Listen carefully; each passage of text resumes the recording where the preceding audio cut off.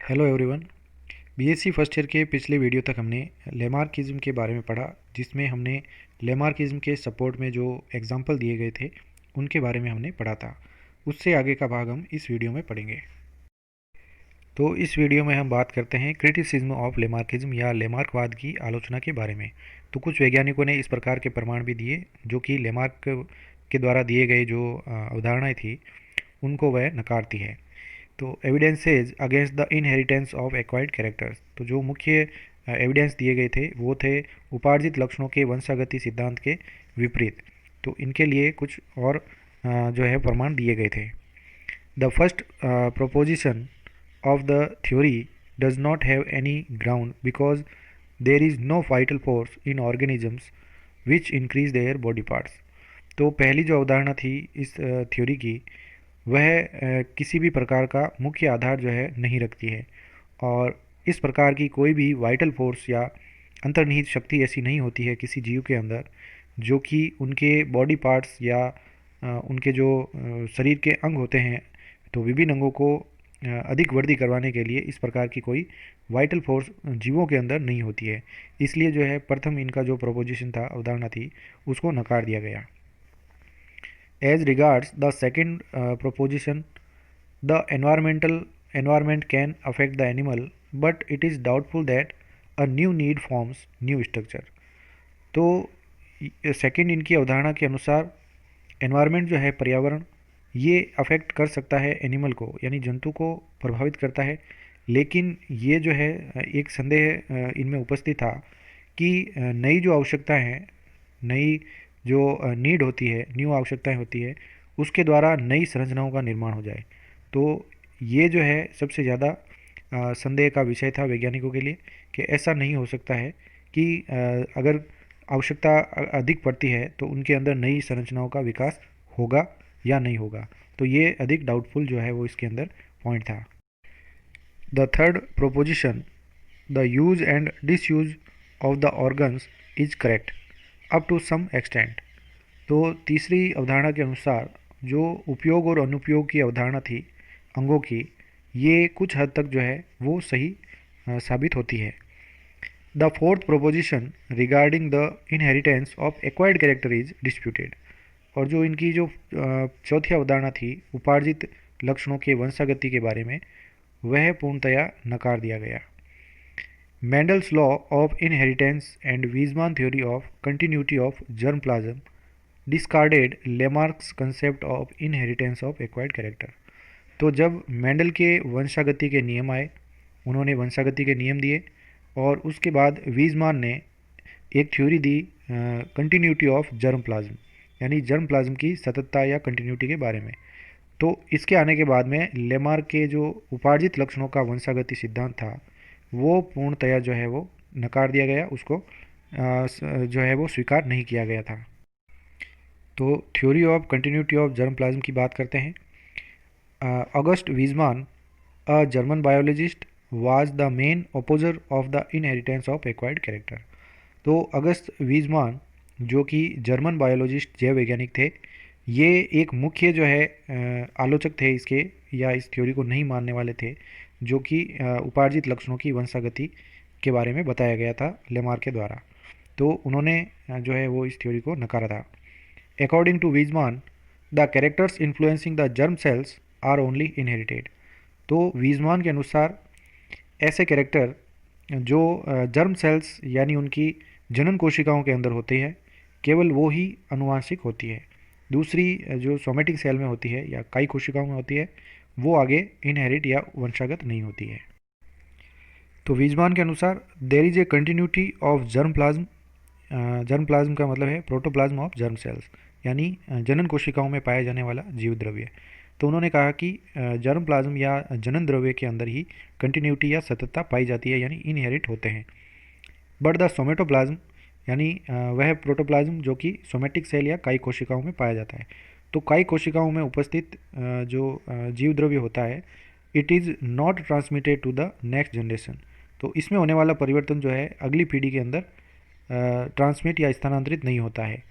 Hence it does not carry character to the next generation. और इसके कारण ही इनमें होने वाला जो परिवर्तन है या इनके अंदर जो लक्षणों का परिवर्तन होता है ये अगली पीढ़ी के अंदर ट्रांसमिट नहीं हो सकते हैं, क्योंकि ट्रांसमिट होने वाला केवल जर्म प्लाज्म होता है और इसके अंदर ही चेंज आने पर अगली पीढ़ी के अंदर जो है वो चेंज आएगा। सोमेटोप्लाज्म के अंदर चेंज आने पर किसी भी प्रकार के लक्षण चेंज नहीं होते हैं। तो वीजमान ने इसका एक प्रयोग किया सोमेटिक सेल्स में परिवर्तन लाके। तो Weismann cut off the tails of rats for as many as 22 generations. तो वीजमान ने चूहा लिया और उनकी लगभग 22 पीढ़ियों तक उनकी पूँछों को लगातार वो कट करते रहे यानी काटते रहे, and allowed them to breed, और फिर वो उनमें प्रजनन करवाते थे। तो चूहे जो है वो लगातार प्रत्येक पीढ़ी में ये पूँछ को काटते रहे और उनमें प्रजनन करवाते रहे। But tailless rats were never born, लेकिन ऐसा कभी नहीं हुआ कि बिना पूँछ के चूहे उत्पन्न हुए, क्योंकि सोमेटिक सेल्स में जो परिवर्तन कर रहे थे, लगातार पूँछ को काट रहे थे, वो उसमें वंशागत नहीं हुए, लेकिन हर बार जब भी चूहे आते थे वो पूँछ के साथ होते थे।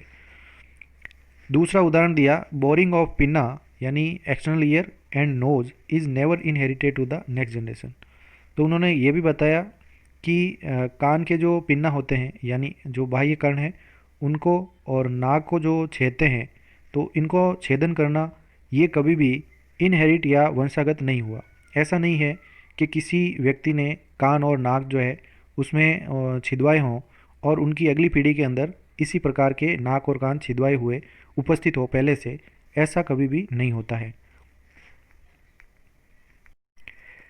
अब इसके बाद हम बात करते हैं नियो लेमार्किज्म के बारे में, यानी नव लेमार्कवाद दिया गया बाद में। It was given by Sumner, Kammerer, McDougall, Pavlov and Weismann. और इन सभी वैज्ञानिकों ने मिलके लेमार्कवाद के अंदर कुछ मॉडिफिकेशंस किए जिसको नव लेमार्कवाद नाम दिया। Modified form of Lamarckism is called neo Lamarckism. तो नया जो उनमें रूपांतरित जो रूप था लेमार्किज्म का या लेमार्कवाद का, उसे उन्होंने नव लेमार्कवाद नाम दिया। अकॉर्डिंग टू दिस, तो इस नव लेमार्कवाद के अनुसार, environment does influence an organism and change it's heredity, कि पर्यावरण किसी भी जंतु को प्रभावित करता है और वह उसकी हेरिडिटी या वंशागति को चेंज या परिवर्तित करता है। At least some of the variations acquired by an individual can be passed on the offspring। यानी कुछ ऐसी विभिन्नताएं आती है जो कि किसी एक जीव के द्वारा उपार्जित की जाती है। तो ऐसी विभिन्नताएं ऑफस्प्रिंग के अंदर यानी उनकी संततियों के अंदर पास या स्थानांतरित की जा सकती है। तो उन्होंने केवल ये संभावना ही उसमें व्यक्त की थी। फिर उन्होंने बताया कि internal vital force and appetency do not play any role in evolution. तो उन्होंने कहा कि किसी भी जीव के अंदर वाइटल फोर्स जो है, अंतर्निहित जो शक्ति है, और उनकी एप्टेंसी या जो इच्छा शक्ति या अभिलाषा जो होती है उनकी जीवों की, ये इवोल्यूशन या उद्विकास के अंदर किसी भी प्रकार का रोल प्ले नहीं करती है, यानी इसका कोई महत्व नहीं है इवोल्यूशन के अंदर। फोर्थ उन्होंने कहा था, they only those variations are passed on the offspring which also affect germ cells और where somatic cells give rise to germ sales.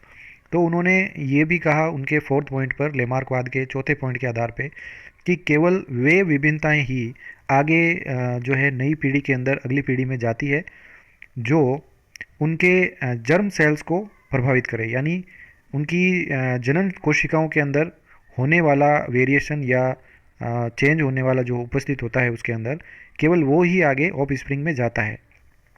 Where somatic sales, या दूसरी कंडीशन ये हो सकती है कि जो सोमेटिक सेल के द्वारा ही जर्म सेल बनती है, जहाँ पर कायिक कोशिकाओं के द्वारा जर्म कोशिकाएं या नई जो जनन कोशिकाएं बनती है, अगर इनका निर्माण कायिक कोशिकाओं से होता है तो वहाँ पर जो है इस प्रकार की जो है वो इनहेरिटेंस या वंशागति देखी जा सकती है कि किसी के सोमेटिक सेल में चेंज आ गया हो, फिर उसके द्वारा जर्म सेल बनती है, फिर उसके द्वारा जो है वो आगे नई पीढ़ी बनती है। तो उनके अंदर जो है वो इस प्रकार की चेंजेज या वेरिएशन जो होते हैं वो आगे जा सकती है।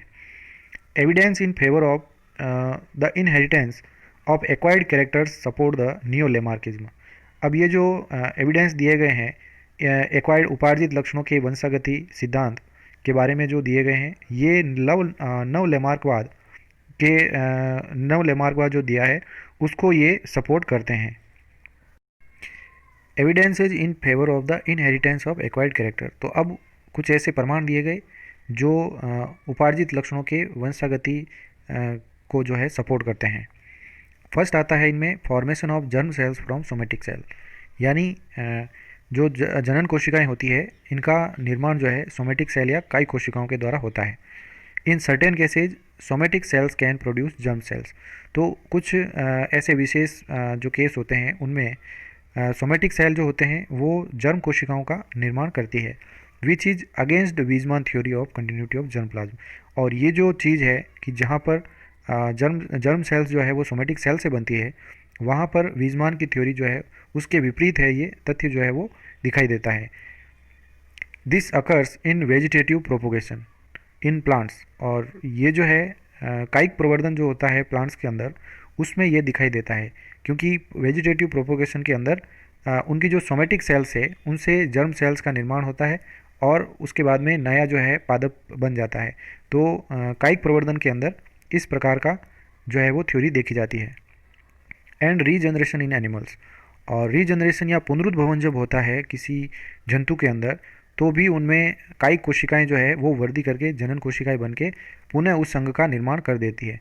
तो वहाँ पर जो है सोमेटिक सेल जो है ये बनाती है जर्म सेल्स। तो यहाँ पर जो है ये एविडेंस है कि इनके अंदर जो इनहेरिट कैरेक्टर्स होते हैं या उपार्जित जो लक्षण होते हैं ये आगे इनहेरिटेंस हो सकते हैं। दूसरा एविडेंस है effect of environment directly on germ cells. तो सीधा ही जनन कोशिकाओं के ऊपर पर्यावरण का क्या प्रभाव पड़ता है। Tower expose the young developing potato beetles to extremes of temperature and humidity at the same time of the development of their reproductive organs. तो टॉवर ने देखा कि पोटैटो बीटल्स यानी पोटैटो के ऊपर या आलू के अंदर लगने वाले जो बीटल्स होते हैं, इन नए जो बीटल्स को जो डेवलप हो रहे थे उनको एक्सट्रीम टेम्परेचर यानी अत्यधिक टेम्परेचर और ह्यूमिडिटी के अंदर रखा, और जब वे डेवलप कर रहे थे या विकसित हो रहे थे तो उनके रिप्रोडक्टिव ऑर्गन्स के ऊपर उन्होंने प्रभाव देखा। This did not produce any change in beetles themself. अब ये जो परिस्थिति उन्होंने बनाई इसके कारण उन बीटल्स के अंदर जो है किसी प्रकार का परिवर्तन जो है नहीं देखा। Their offspring however had colour variations. लेकिन उन्होंने देखा कि इन बीटल्स के द्वारा जो अगली पीढ़ी जो आती है इनके द्वारा प्रजनन के बाद में, तो उनमें देखा कि उनमें रंगों की विभिन्नताएं उत्पन्न थी, which were passed on the succeeding generation. और उसके बाद में जो है वो अगली पीढ़ियों के अंदर भी उसी प्रकार के कलर देखे गए। Towers observation indicate direct effect of environment on germ cells. तो टॉवर की जो ऑब्जर्वेशन थे ये प्रदर्शित करते हैं कि एनवायरनमेंट या पर्यावरण का सीधा प्रभाव जर्म सेल्स के ऊपर यानी जनन कोशिकाओं के ऊपर पड़ता है। तीसरा एविडेंस दिया इफेक्ट ऑफ रेडिएशन यानी विकिरणों का प्रभाव। Exposure of organism to high energy radiations. तो जीवों को उच्च ऊर्जा वाले रेडिएशंस या विकिरण के अंदर उनको प्रभावित करते हैं यानी उसके अंदर रखा जाता है, जैसे अल्ट्रावायलेट किरणें या एक्सरेज या गामा रेज। तो इनके अंदर जो है ऑर्गेनिज्म को रखा जाता है। और feeding them with mutagenic chemicals, या उनको उत्परिवर्तक जनक जो केमिकल्स या रसायन होते हैं ऐसे उनको दिए जाते हैं। Produces sudden inheritable variation in और म्यूटेशन। और ये जो है अचानक से उनमें वंशागत होने वाले इस प्रकार की विभिन्नताएं उत्पन्न करती है या उनमें उत्परिवर्तन ला देती है। फॉर एग्जाम्पल उदाहरण के लिए Auerbach et al obtained a number of mutations and chromosome aberrations in Drosophila with the help of mustard gas. तो ऑर्बेज और उनके साथियों ने ये देखा कि उनमें अनेक प्रकार के जो म्यूटेशन उपलब्ध हुए उनको, और क्रोमोजोम एब्रेशन या गुणसूत्रीय विपतन भी देखने को मिला ड्रोसोफिला के अंदर जब उन्होंने ड्रोसोफिला को मस्टर्ड गैस के अंदर रखा। तो उसके कारण जो है ड्रोसोफिला के अंदर म्यूटेशन और क्रोमोजोमल एब्रेशन उत्पन्न हुई, तो जिसके कारण पता चला कि रेडिएशन का भी इफेक्ट जो है वो जर्म सेल्स के ऊपर पड़ता है। अगला जो मीडियम लिया उन्होंने ये था अगार मीडियम, यानी अगार माध्यम के अंदर अगार के कारण क्या उनमें उत्परिवर्तन आते हैं। अगार रियर्ड वाटर फ्लियाज, यानी अगार के अंदर संवर्धित किए गए जल पिस्सू इन a culture of green flagellates, यानी जहाँ पर उसके साथ में ग्रीन फ्लैजिलेट या हरे फ्लैजिलेट प्राणी उनके साथ रखे गए। And found that some abnormalities were developed in their structure. और उन्होंने देखा कि उनकी संरचनाओं के अंदर कुछ एबनॉर्मेलिटी या असमानताएं जो है वो उत्पन्न होती है। The parthenogenetic eggs of such individual.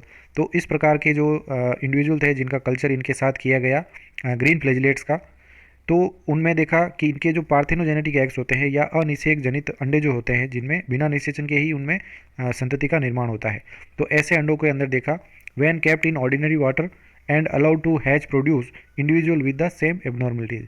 फिर उन्होंने देखा कि इनके जो अंडे लिए और फिर उनको नॉर्मल वाटर के अंदर रखा, सामान्य जल के अंदर रखा और हैचिंग के लिए उनको रखा गया, यानी उनमें से जब जीव बाहर निकले तो उनके अंदर भी वे सेम जो एबनॉर्मलिटीज या असमानताएं जो थी वो देखने को मिली।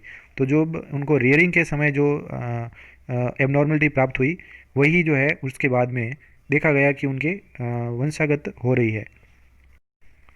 Thank you so much. अगले वीडियो में हम डार्विनिज्म के बारे में पढ़ेंगे।